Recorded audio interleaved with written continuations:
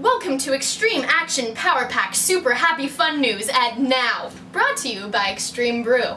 I'm Jackie Bell, and I know where you live. And I'm Alex Burton, and your children are not safe. Today on Extreme News, World War II, the second war involving the world, and other planets. Out in the field is Ryan Slattery reporting on Operation Torch. Ryan? I'm reporting live from the Allied Forces North African campaign, Operation Torch. I am in the middle of the British-American invasion of French North Africa. This invasion will achieve improved naval control of the Mediterranean Sea and prepare an invasion of southern Europe. A three-pronged amphibious landing to seize key parts and airports of Casablanca, Oran, and Algiers is in effect. Major General Patton leads the Western Task Force, consisting of 35,000 troops transported directly from the U.S. This offensive has led to the recognition of a new French government on the side of the Allies led by Francois Darling. I'm Ryan Slattery, signing out. Thank you, Ryan. But not really. Next, we will hear from Sean Tito Meldrum on D-Day. Tito, snap out of it. What? We're on the air. You're supposed to be taping in Normandy right now. This isn't Normandy! I'm reporting live from the Normandy landings, also known as Operation Neptune, the assault and amphibious operations of the Allied invasion of Normandy. It is June 6, 1944.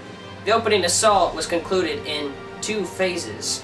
An air assault, landing of American and British airborne troopers, shortly after midnight, and an amphibious landing of Allied infantry and armored divisions on the coast of France. It required the transport of soldiers and material from England and Wales by troop carrier and airplanes and ships. Over 1 million personnel are involved, including 195,700 Allied naval and merchant navy personnel. 5 invasion beaches are being assaulted: Gold, Juno, Omaha, Sword, and Utah. Back to you, America. Thank you, Tito. That was totally Tito-tastic. Tee! Next, corresponding on VE Day is correspondent Kyle Goodrich. Kyle? It is Victory Day in Europe today, or VE Day. Today the Allies have accepted the unconditional surrender of Nazi Germany and the end of Hitler's Third Reich. Hitler committed suicide during the Battle of Berlin, and surrender soon followed. The military surrender has been signed on May 7th in France and May 8th in Germany. President Truman, who is celebrating his 61st birthday today, is dedicating the victory to his predecessor, FDR. This is because he had been so committed to ending the war. Flags still remain at half-staff to pay tribute to his commitment. Massive celebrations are taking place in Chicago, Los Angeles, and especially in New York City's Times Square. This is Correspondent Kyle, signing out. Thank you, Correspondent Kyle, for that correspondence. And now, not to be confused with VE Day, here's Correspondent Kyrie with VJ Day. That almost rhymed. Take it away, Kyrie. Thank you, Jackie. VGA Day, also known as Victory in the Pacific Day, Victory over Japan Day, and VP Day, is a celebration of the surrender of Japan on August 15, 1945. Celebrations took place around the U.S. and in Times Square, where this famous picture entitled VGA Day in Times Square was taken. The formal Japanese signing of the surrender terms took place on board the battleship USS Missouri in Tokyo Bay on September 2, 1945. At this time, President Truman actually declared September 2nd to be VJ Day.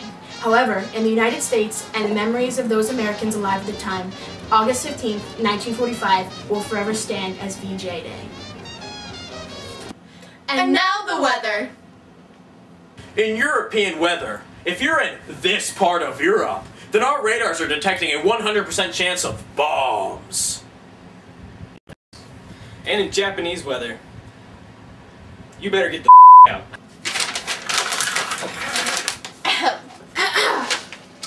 This just in. Today, July 16th, 1945, President Truman made the executive decision to drop the atomic bomb on Hiroshima and Nagasaki.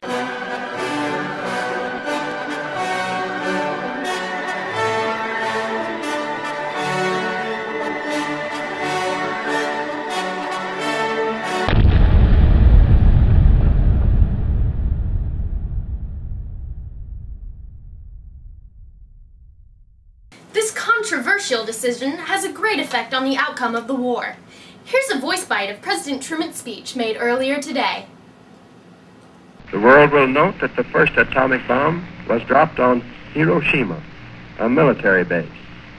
We won the race of discovery against the Germans. We have used it in order to shorten the agony of war, in order to save the lives of thousands and thousands of young Americans. We shall continue to use it until we completely destroy Japan's power to make war. You cheated, you lousy son of a... Welcome back! And now, with Kevin Dorney on the Casablanca, Tehran, Yalta, and Potsdam conferences.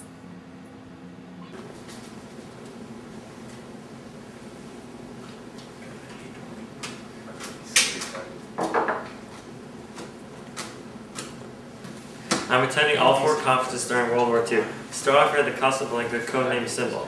Tenants were FDR and Winston Churchill. The Casablanca Declaration made at the conference called for the Allies to seek the unconditional surrender of the Axis powers. It also called for the Allied aid to the Soviet Union in the invasion of Sicily and Italy. The recognition of the joint leadership of the Free French by de Gaulle and Drouin. The terms were agreed upon. Next we have the Tehran Conference held in Iran, codenamed Eureka, attended by FDR, Winston Churchill, and Joseph Stalin. The First World War II conference attended by the Big Three. It was meant to plan the final strategy for the war against Nazi Germany and its allies. Some of the major conclusions were, it was agreed upon that it would be most desirable if Turkey should come into the war on the side of the Allies before the end of the year. The Soviet Union agreed to wage war against Japan once Germany was defeated. Next we have the Yalta Conference, aka the Argonne Conference. This is the second time the Big Three met to discuss issues. The key issues brought up were Germany would undergo demilitarization and denazification, and Germany reparations were not the form of forced labor.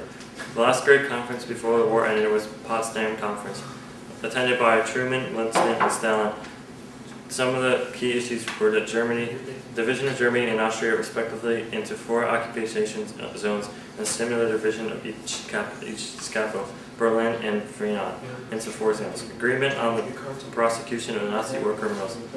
And the last key issue was the revision of all the Germany annexations in Europe, including Switzerland, Alsace, Lorraine, Austria, and the western parts of Poland. Thank you. That's all we have for tonight. Thank you for joining us with this World War II weekend. This has been Extreme Action Power Pack Super Happy Fun News. Now. I'm Jackie, and I'm on a mad killing spree. And I'm Alex, and I just got out of my straitjacket. Good night and good luck.